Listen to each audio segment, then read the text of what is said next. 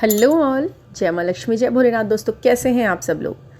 हाँ जी, तो इस वीडियो में हम बात करेंगे कि इमोशनली इम्बैलेंस जो डीएफ्स हैं उनके क्या लक्षण हैं, उनके क्या सिम्टम्स हैं जो आपको ये बता सकते हैं कि आप इमोशनली इम्बैलेंस हैं और आप शो भी कर देते हैं उसको कहीं ना कहीं।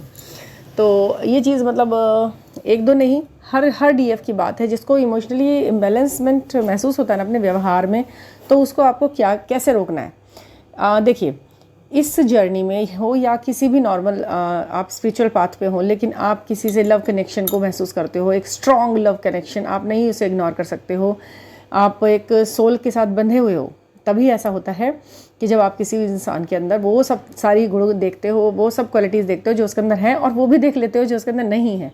तो आपको हमेशा इस चीज़ के अंदर बैलेंस बना के रखना है कि वाकई में आप उसे इतना ज़्यादा वैल्यू दे रहे हो अपनी लाइफ में। मतलब वैल्यू भी तो कितनी कि आप अपने सेल्फ रिस्पेक्ट और उसको अगर एक तराजू पे रख रहे हो तो वो इमोशनल जो आपका अटैचमेंट है वो आपका ज़्यादा ही झुका जा रहा है, मतलब वही ऊपर हो रहा है, वही भारी पड़ रहा है हर बार आपके सेल्फ रिस्पेक्ट के ऊपर भी। तो यहाँ पर आप रुक जाए, थोड़ा सोचें। आप बिल्कुल ये सोचें कि क्या मैं यहाँ इस पल, ऐसा एक पल आता है दिन भर में या 2 दिन में 4 दिन में, कि एक पल आता है कि उसमें फिर आप जो है लूज़ कर देते हो अपने सेल्फ रिस्पेक्ट को। ठीक है, इस जर्नी की सच्चाई बहुत ज़्यादा गहरी है, सच बहुत है इसके अंदर। आप बहुत इमोशनल इम्बैलेंस होते हो, आप बहुत ज़्यादा अट्रैक्ट रहते हो, अटैच रहते हो, सोल वाइज कनेक्ट रहते हो, टेलीपैथी चलती है, कम्युनिकेशन चलता है, वहाँ 5D वर्ड के भी कुछ सिग्नल्स, कुछ सिम्टम आप यहाँ पर झेलते हो, महसूस करते हो। आप उनकी आंखों में देख ही नहीं पाते हो, सबसे बड़ी बात, आप फेस टू फेस उनकी आंखों में देख ही नहीं पाते हो। इसलिए नहीं कि वो बहुत ज़्यादा पावरफुल आंखें हैं, इसलिए कि आपका जो सोल है ना, उनकी आंखें और आपका सोल, एक दूसरे की सोल जब आंखों से आंखें मिलती हैं आपकी, तो वो जो है ट्रिगर हो जाती है, सोल कनेक्शन में आ जाती है, और इमोशनली आप इम्बैलेंस हो जाते हो उनके सामने। एकदम रोने को मन करता है।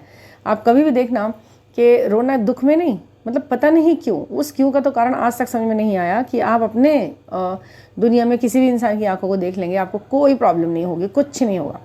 बस आप अपनी ट्विन फ्लेम की जब आंखों में देखते हैं तो आपके अंदर से कुछ ऐसा इमोशनल सैलाब निकलता है, ऐसा सेंटिमेंट्स का ऐसा बवंडर आता है कि आप एक दूसरे उसे देख कर ना रोने लगते हो।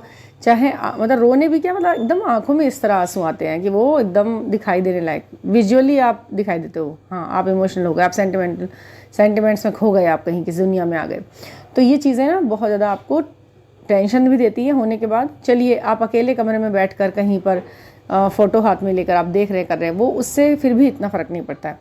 फ़र्क पड़ता है जब आप उसको शो भी कर देते हैं, वहाँ से दिक्कत शुरू होती है। जब आप शो भी कर देते हैं, फिर आप अपनी आंखों में गिर जाते हैं, आप अपने आप को देख नहीं सकते शीशे में भी कि भाई मैंने कर क्या दिया, मैंने फिर अपने आप को गिरा दिया। मतलब कितनी कितनी बुरी तरह से तो कितनी कितनी कोशिशें करके तो अपने आप को मैं खड़ा करता हूँ या करती हूँ उसकी नज़रों में, फिर मैं गिरा देती हूँ अपने आप को उसकी नज़रों में।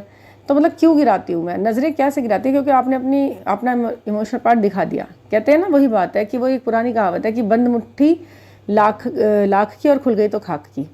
अब ये चीज़ मुझे परसों से, मतलब 2-3 दिन से, 3 दिन हो गए, 18 अप्रैल से मुझे ये चल रही है बात, 18 या 17 अप्रैल से, कि बहुत सारी डीएफ्स ना क्या कर रही हैं, अपने इमोशनल पार्ट को दिखा देती है। मतलब कि किसी तरह से तो मैंने 21 डेज़ का चैलेंज भी दिया, किसी को मैंने 41 डेज़ का दिया। उनकी चीज़ों को देखते हुए मैंने बोला कि इस तरह से करो आप, कि आप मत करो, मैसेज मत करो, सामने से मत करो, आप नॉर्मल रहो, खुश रहो, अच्छे रहो, एक्टिव रहो, और थर्ड पार्टी पे भी नहीं जाना है, कुछ नहीं करना है आपको। बस आपको अपने आप पे सेल्फ सेंटर्ड रहना है। आपसे वो बात करें, आपको खुल के बात करनी है, बाकी आप अपने इमोशन को आप इस तरह से उनके सामने मत एक्सप्रेस करो।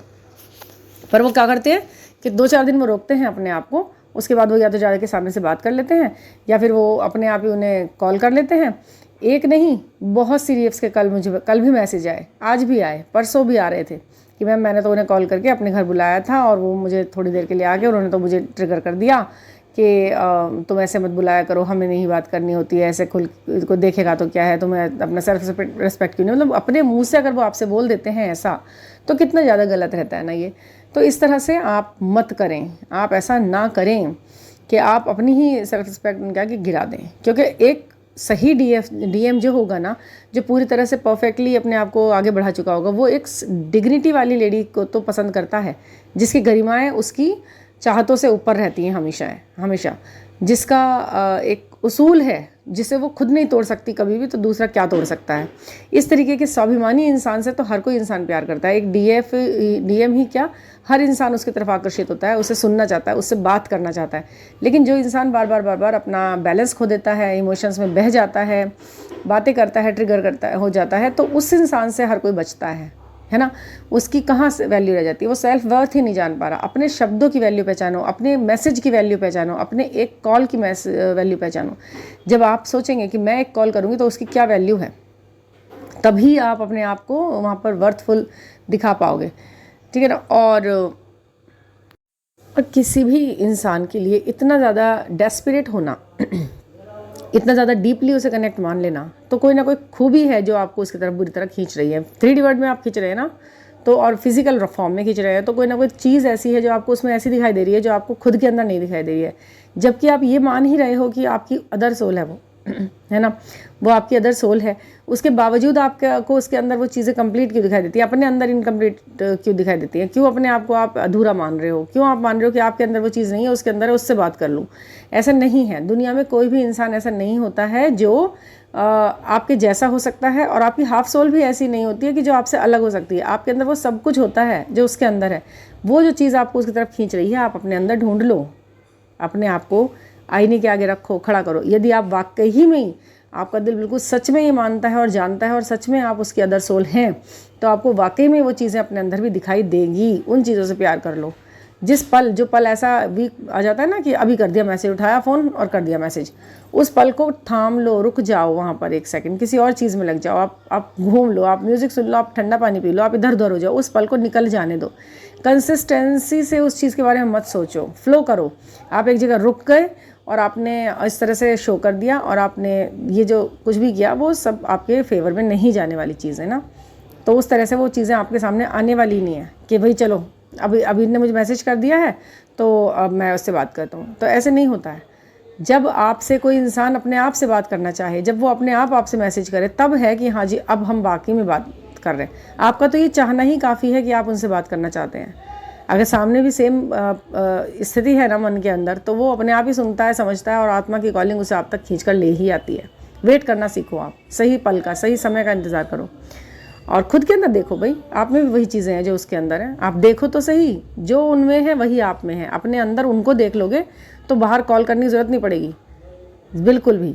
मैं आपको ऐसी ऐसी बातें, टेक्निक्स बता सकती हूँ जो आपको अपने अंदर ही अपने डीएम दिखना शुरू हो जाएंगे। बिल्कुल, आप आइज़ देखिए, कभी अपनी आइज़ और उनकी आइज़ कभी मिलाकर देखिएगा, एक साथ रख कर आपको बिल्कुल ऐसा दिखाई देगा कि आप अपनी ही आंखों में देख रहे हैं, और आप ज़्यादा देर देख भी नहीं पाएंगे, और आपको थोड़ा इमोशनल हो जाएंगे, सेंटिमेंट्स आपके ऊपर परिलक्षित हो जाएंगे, मतलब कि सरफेस पे आ जाएंगे। आप देखेंगे तो उनको आंखों से आंखें मिला नहीं पाएंगे आपको मन करेगा थोड़ा देर रो लूँ मैं बैठकर, और रोऊँ क्यों, वैसे ही बस। वहाँ वो नॉर्मल है, वो आपसे भी प्यार करते हैं, वो सब कुछ हो रहा है, बट उनकी आंखों में आप बिल्कुल नहीं देख सकते। वो आंखें इस तरीके की होती हैं, और आप फिर औरों की देख लेते हैं आंखें, कुछ भी। और आपके डीएम की आंखें अगर आप किसी और के साथ बोलें ना कि देखो ये कैसी है ना, कितनी अच्छी है, कितनी गहरी है, तो वो कहेंगे ना नॉर्मल है यार, ये तो नॉर्मल है, इसमें ऐसा क्या है जो तू बिल्कुल पागल हो जा रहे हो। ऐसा भी होता है ना।